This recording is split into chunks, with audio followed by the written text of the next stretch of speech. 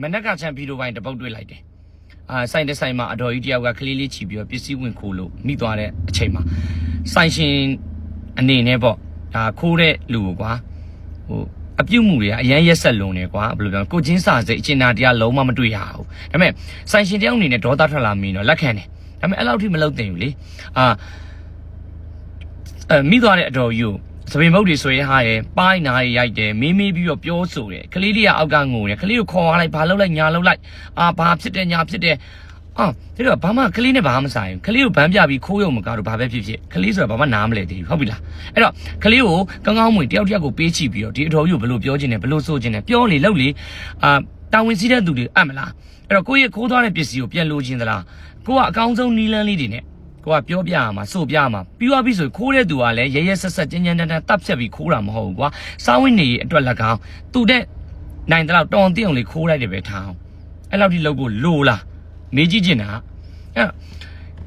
စိုးတာတကူကရင်နှိုးတယ်လားရင်နှွေးနဲ့လောင်းချမယ်ရင်နှွေးနဲ့ပတ်မယ်ကလေးကိုဘာဖြစ်တယ်ညဖြစ်တယ်ပြီးသွားတဲ့ပြင်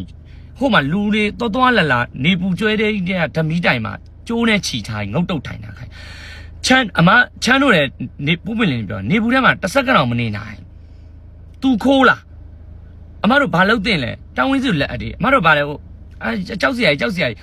တချို့သူတွေရဲ့အတ္တတွေလောဘတွေရက်စက်မှုတွေအရန်ကြောက်စရာကောင်းတယ်နော်ချမ်းတော်တခြားဘာကိစ္စမှမဆိုပြောလိပြောထိုင်မရှိတော့ဘူးကိုဘွားကိုနေတော့တာဒါပေမဲ့တွေးလိုက်တဲ့ချိန်မှာတကယ်စိတ်မကောင်းစရာကြီးဒီကလေးလေးကဘာပြစ်စီမှာလဲအဲ့ခိုးတဲ့လူအပြစ်ပေးခြင်းတယ်ဆိုရင်ကလေးလေးကိုမရှိဘူးလားနင်ဝန်တန်းတွေတယောက်ပြေးချီထားလိုက်လေချီပြီးတော့ဒီခိုးတဲ့အန်တီကြီးကိုပဲခဏထားလိုက်ဟိုဆိုင်ရှင်တယောက်နေတဲ့ဒေါသထွက်လို့လုံးမိတယ်ဆိုရင်တော့ဘာမှအပြစ်မရှိတဲ့ဒီကလေးကိုအဲ့လောက်ထိလှုပ်เสียမလိုဘူးနေလန်းထားเสียအကြောင်းမလိုဟုတ်ပြီလားနော်ဒါအကျန်းတို့လည်းလက်စီမှာဆိုင်ရှင်တယောက်အနေနဲ့လုပ်ငန်းရှင်တယောက်အနေနဲ့ရက်တည်နေတာပဲအဲ့လောက်ထိ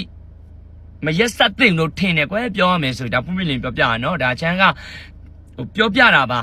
ဟိုချမ်းကိုလည်းအပြစ်မတင်နဲ့အဲ့တော့ဘေးမှာစီသေးတယ်အားပေးအားထိုက်ယူနိုတဲထားပြီးသွားပြီဘာညာညင်းတို့ကိုချင်းစာနာတဲ့ညင်းတို့မှမရှိဘူးလား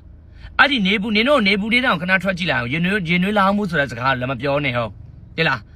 ခိုးလိုက်တယ်စားဝင်းနေအတွက်ခိုးလိုက်တယ်ဆိုရင်အန်တီဘာဖြစ်လို့ခိုးတယ်အမကြီးနောက်တစ်ခါမခိုးနဲ့ဘာညာကိုကစုံမအင့်သလားတောင်ဝင်စစ်သူလက်ထက်အပ်င့်သလား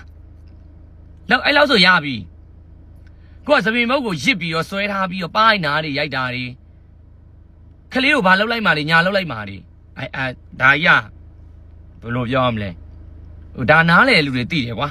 ချမ်းပြောချင်ပါဟုတ်โอเคဟိုဒါကတော့ချမ်းအနေနဲ့စိတ်မကောင်းစွာနဲ့ချမ်းပြန်ပြီးတော့မျှဝေပေးတာပဲရှိတယ်ပေါ့နော်နောက်ထပ်ဘယ်ဟိုဒါဆိုင်ရှင်တွေအများကြီးတည်းစီးကြမယ်ဒါပေမဲ့မရက်ဆက်ကြပါနဲ့ဒါ